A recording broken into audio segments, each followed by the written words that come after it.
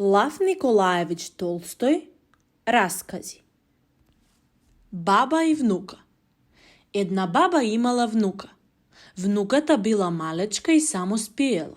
Бабата сама печела леп, ја метела куќата, миела, шиела, предела и ткаела за внуката. Потоа бабата остарела, легнала до печката и само спиела. Сега внуката печела, миела, шиела, ткаела и предела за бабата. Волк и јагне.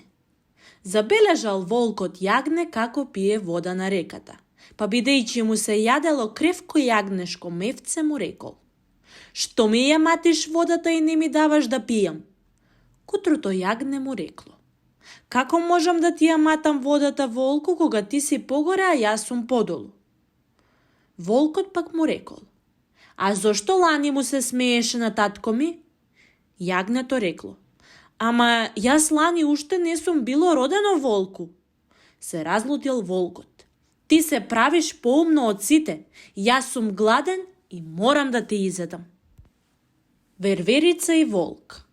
Верверицата скокала од гранка на гранка и паднала токму пред сонливиот волк. Волкот скокнал и сакал да ја изеде. Верверицата го молела: "Пушти ме." "Добро, ќе те пуштам," и рекол волкот, "но сакам да ми кажеш зошто вие вервериците се толку весели. Мене секогаш ми е здодевно, а вие таму горе постојано играте и скокате." Верверицата му рекла: "Пушти ме на дрво, јас оттаму ќе ти одговорам, бидејќи вака се плашам од тебе." Волкот ја пуштил верверицата и таа се искачила на дрвото. "Тебе ти е здодевно зашто си лош," му рекла.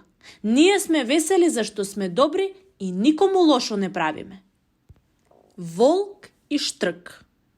Се задавил волкот со една коска и не можел да ја искашла.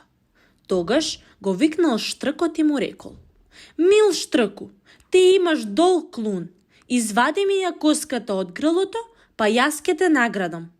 Штркот го пикнал клунот во грлото на волкот и му ја извадил коската. Тогаш рекол: "Сега дај ми ја наградата." Волкот ги наострил забите и рекол: "Зарем не ти е награда тоа што не ти ја прегризав главата кога ми беше клунот в уста?" Волк и лисица. Го видела лисицата волкот како си ги остри забите, па му рекла: "Зошто ги остриш забите кога нема со кого да се тепаш?" Волкот ја одговорил: "Токму затоа и ги острам, зашто кога ќе дојде време за борба, не ќе има време за острење." Варја и Славејче. Варја имала Славејче затворено во кафес, но Славејчето никогаш не пеело. Варја му рекла на Славејчето: "Време ти е да пееш. Пушти ме на слобода, така слободен, везден ке ти пеам." Глувци и мачка. Им здодеал на глувците животот од пустата мачка. Ден-два, па мачката ќе изедела некој од нив. Се собрале глувците и почнале да размислуваат како да се спасат од мачката. Мислеле, но ништо не смислиле. Едно глувче рекло: "Јас ќе ви кажам како да се спасиме од мачката. Ние страдаме затоа што не знаеме кога доаѓа таа. Треба на мачката да ги врзиме звонче." "Тоа би било супер," рекол стариот глушец, "но некој треба да и го стави звончето на вратот. Обиди се ти, ние вечно ќе ти бидеме благодарни." Двајца другари. Оделе в шума двајца другари и наеднаш пред нив изрипала мечка. Едниот избегал, се изјазил на едно дрво и се скрил, а другиот останал на патот. Ништо не му преостанало, туку се ничкосел и се сторил како мртов. Дошла мечката, почнала да го душка, си рекла дека е мртов и заминала. Тогаш слегол другиот од дрвото и почнал да се смее. "Што ти шепотеше мечката на увото? Ми рече да не се дружам со луѓе што ги оставаат своите другари кога имаат мака." Двајца селани. Патувале двајца селани. Едниот в град, другиот в село. На минување се закачиле со санките. Едниот рекол: "Пушти ме, брзам в град." Другиот рекол: "Пушти ме ти, Јас брзам за дома. Така викале, додека не ги видел еден друг силанец и не им рекол: ако брзате, треба да се вратите малку назад. Две жаби фатиле горештини, пресушиле ли рибниците и мочуриштата, па две жаби тргнале да бараат вода. Дошле до еден бунар. Помладата побрзала: да скокнеме, колку многу вода има внатре, ќе ни биде убаво. Постарата рекла: да, внатре има доста вода, ама ако пресуши, нема излегување. Диво и питомо магаре. Едно диво магаре отишло кај питомото. Питомото магаре почнало да се фали дека животот му е убав. Потем, кога го натевариле, па уште почнале и да го тепаат, дивото магаре рекло: брате, сега не ти завидувам, твојот убав живот скапо те чини. Елен. Дошол еленот на река да пие вода. Си го видел ликот во водата и почнал да им се восхитува на роговите колку се убави. Потем се ги погледнал нозете и си рекол: само нозете ми се лоши и тенки. Наеднаш од некаде изрипал лав и го побракал. Еленот летнал да бега и кога му се сторило дека веќе избегал, му се сплеткале роговите во една грмушка, па лавот го фатил. На умирање еленот рекол: така ми требаше, ке ме спасеше она што го кудев, ако не ме доведеше до смрт она што го фалев. Еш и зајак. Сретнал зајакот еш, па му рекол: убав си ми ешко, само што ножињата ти се криви, па некако ми се плеткаш. На тоа ежот се разлутил: можеш да се смееш, ама моите криви нозе се побрзи од твоите прави. Чекај да појдам дома, па после да се обидеме кој е побрз. Дошол ежот дома и рекол на жената: се обложив со зајакот дека ќе го победам во трчање. Ежицата му рекла: да не си побудалел? Како можеш ти со зајак? Нозете ти се криви, а неговите се прави и брзи како стрела. Ништо, не грежи се.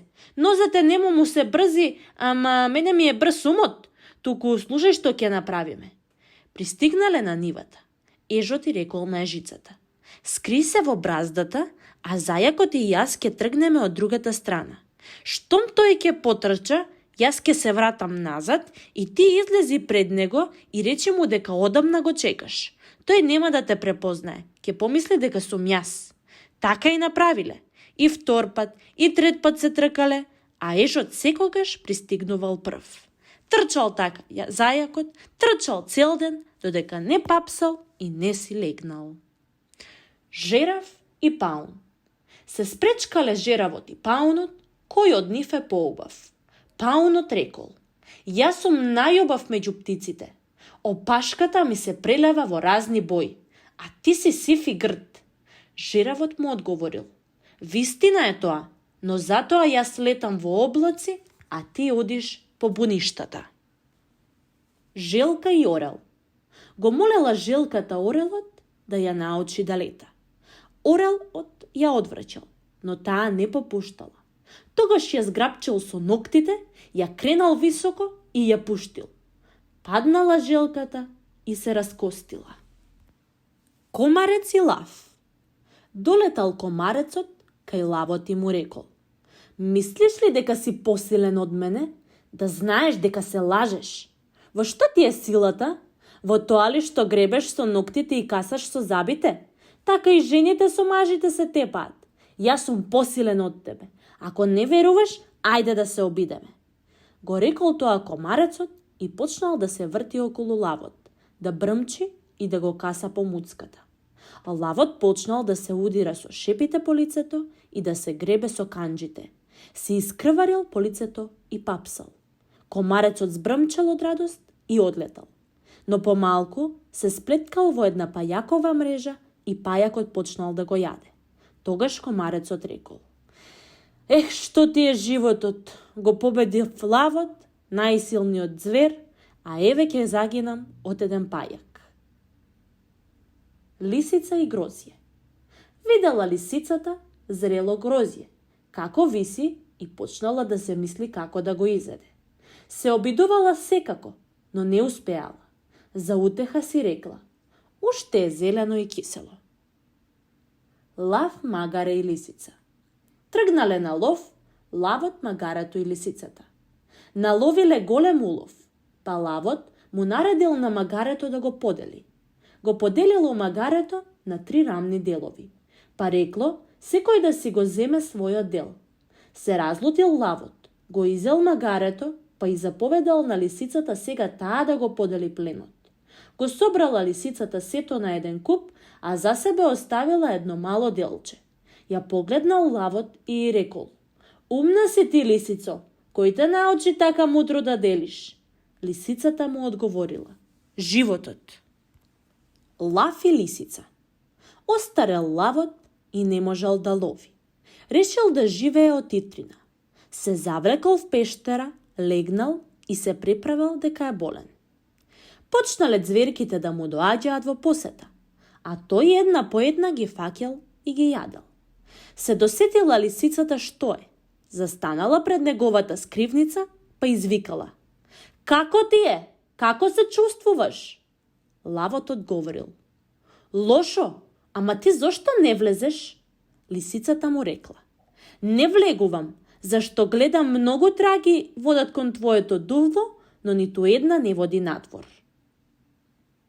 Лав и магаре. Отишол лавот на лов, а со себе го зел магарето. Му рекол: ти, магаре, влези во шумата и рикај колку најсилно што можеш. Зверовите што ќе избегаат од твојот вик, јас ќе ги фатам. Така и сториле. Магарето рикало, а зверовите бегале и лавот ги ловел. Потоа лавот му рекол: ти благодарам, магаре, добро рикаше. И од тогаш магарето рика, чекајќи да го фалат. Лав и глушец. Спиел еднаш лавот, а глушецот перетрчал преку него. Лавот се разбудил и го фатил. Почнал глушецот да го моли: ако ме пуштиш, јас ке ти се оддолжам. Лавот се насмеал: што може да ми помогне едно глувче, рекол. Но сепак го пуштил. По некое време ловците го фатиле лавот и го врзале за дрво. Слушнал глушецот како рика лавот, дотрчал, го прегризал јажето и му рекол: се сеќаваш ли како ми се смееше кога ти реков дека ќе дојде време и јас да ти помогнам? Мурго и коска. Мурго минувал по едно мовче со коска во устата. Погледнал надолу и си ја видал сенката во водата. Си помислил Мурго дека во водата има друго куче со коска во уста. Ја испуштил својата коска за да ја земе коската од водата, но не нашол ништо, а неговата коска потонала во водата. Магаре и конј. Еден човек имал магаре и конј. Оделе тие натоварени по патот, а магарето му рекло на конјот: многу ми е тешко, не ќе можам да издржам до селото. Земи ми малку од товаров. Конјот не сакал да чуе. Магарето паднало од умор и пцовисало. Тогаш господинот го преместил сиот товар од магарето врз конјот, а згоро на тоа и магарешката кожа. Конјот заавкал: оф, тешко мене кутриот. Не му помогнав малку на магарето, па ете сега ќе влечам се, та дури и неговата кожа. Мравка и гулапче. Една мравка се спуштила кон едно поточе за да се напие вода. За малку бранот ќе ја однесал. Едно гулапче носело гранчев клун. Тоа видело дека мравката ќе потоне, па го фрлило гранчето во потокот. Мравката полазила по гранчето и се искачила. Друг пат еден ловец поставил стапица за гулапчето и сакал да го улови. Мравката го каснала ловецот за ногата и тој ја испуштил стапицата. Гулапчето летнало и се спасило. Орел и лисица. Орелот фатил лисиче. Лисицата го молела да не и го земе. Орелот не се смилувал. Си рекол со умот: што ќе ми стори таа мене? Моето гнездо е високо на борот. Па го однел малото лисиче. Лисицата отишла в поле. Зела од луѓето запалена гламја и ја ставила под борот. Лисицата сакала да го запали борот, но орелот почнал да ја моли и го вратил малото лисиче. Пес, петел и лисица. Тргнале песот и петелот да скитаат по светот. Кога се стемнило, петелот заспал на дрвото, а песот легнал во корењето на дрвото. Кога дошло време, петелот запеал. Лисицата го чула, дотрчала и почнала да го моли да слезе од дрвото, за да му оддаде почест за убавиот глас. Петелот ја одговорил: ќе слезам веднаш само да го разбудам вратарот што спие долу во корењето. Штом ќе ми отвори, слегувам. Скокнал песот и ја удавил лисицата. Петле фалбаџиче. Се степале две петлиња во еден двор. Едното било посилно, па го претепало другото. Сите коковчиња почнале да се вртат околу него и да го фалат. Петлето сакало и во другиот двор да го разберат за неговата јунаштина и слава. Летнало на плотот, плеснало со крилјата и се искукурикал: „Гледајте ме, чудете се, јас претепав еден петел, никој не може со мене да се мери по јунаштво.“ Уште не завршил, долетал орел, го грабнал со канџите и го однал во своето гнездо. Петел и бисер. Чепкал петелот по буништето, па нашол зрно бисер. „Само ѓубре наоѓам“, рекол. „Кога еднаш ќе најдам црв?“ Снаа и јатрава. Една мајка ја омажила ќерката и рекла да ги слуша сите во куќата на мажот. Кога едно утро ја испратила свекрвата по вода, невестата ја прашала: „Ама во што да донесам?“ Јатрвата на шега и рекла: „Во решето.“ Невестата зела решето и отишла по вода. Ја виделе селаните и ја прашале: „Зошто правиш такви глупости?“ „Така ми заповедаа“, одговорила. „Се гледа дека ако слушаш секакви луѓе и во решето вода ќе носиш“, и рекле селаните. Старец и смрт. Еден старец си насекол дрва и го понесол. Патем се изморил, го симнал товарот и застанал да се одмори. „Ех, што се изморив, камо ја смртта да дојде сега“, си рекол сам со себе. Дошла смртта и му рекла: „Еве ме, старче, зошто ме викаш?“ Старецот се исплашил и одговорил: „За да ми го кренеш малку товарот.“ Сонце и ветер. Се спречкале сонцето и ветерот, кој од нив двајцата побрзо ќе го соблече човекот. Задувал ветерот и почнал да го сликува човекот.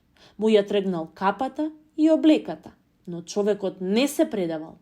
Така не успеал ветерот да го соблече човекот. Дошол редот на сонцето. Пекнало силно, човекот се расоблекол. Припекло уште посилно, па човекот се соблекол гол. Селанец и крадец. На селанецот му ги украле парите. Не можел да го најде крадецот. Се собрале селаните и размислувале како да разберат кој ги украл парите. Еден рекол: „Јас знам таков збор што од него на крадецот капата ќе му се запали. Само гледајте, на крадецот веднаш капата ќе почне да му гори.“ Тогаш еден селанец се фатил за капата и сите разбрале дека тој е крадецот. Слепиот и фенер. Една ноќ си одел слепиот дома. Пред себе носел фенер. Колку глупав старец носи фенер пред себе, а самиот е слеп. Да, но фенерот му треба на слепиот, за не слепиот да не се сопне од него. Селанец што ќе го испиел сето море. Зборувале двајца селани и едниот му рекол на другиот дека може многу да испие. Вака се пофалил: „Јас ќе го испијам сето море.“ „Е, не можеш“, му рекол другиот. „Да се обложиме во 1000 рубли дека ќе го испијам.“ Другиот ден дошол селанецот и рекол: „Ајде, оди да го испиеш морето, или давај 1000 рубли.“ Селанецот што се фалел рекол: „Јас се нафатив морето да го испијам и ќе го испијам, но не се нафатив да ги испијам сите реки. и сушете ги реките и потоците, за да не тече нивната вода в море. Тогаш јас ќе го испијам. Татко и синови. Ги советувал таткото синовите да живеат во слога, но тие не го слушале. Еднаш им заповедал да му донесат неколку прачки, ги наредил една до друга, па им рекол: скршете го ова. Попусто се обидувале синовите. Тогаш таткото ги разврзал прачките и им рекол прачка по прачка да ги кршат. Така лесно ги искршиле. Тогаш таткото им рекол: така ќе биде и со вас. Ако живеете сложно, никој ништо не ви може. А ако се карате и се расправате, секој лесно ќе ве победи. Белешка за авторот. Писателот Лав Николаевич Толстој оваа книга раскази ја наменил за најмалите читатели, со цел да ги забави и поучи. Во повеќето од овие приказни, главни личности се животните. Се вели дека животните го разбираат говорот на луѓето. Но само малкумина среќни и умни луѓе умееле да го разберат говорот на животните. Некои од тие, слушателите на природата, ги запишале на љубавите приказни во кои главните улоги ги играат токму животните. Тие приказни се нарекуваат басни, а најпознати баснописци се Езоп, Ла Фонтен, Крилов, а меѓу нив е и Толстој, кој знаел и умел на впечатлив начин да ни ги соопшти вистините за животот, прогледани низ очите на животните и птиците. Кога ќе ги прочитате овие басни, ќе почувствувате колку можете да научите, гледајќи ги и слушајќи ги другите. Било тие да се деца или возрастни, или да се животни, кои само навидом зборуваат неразбирливо.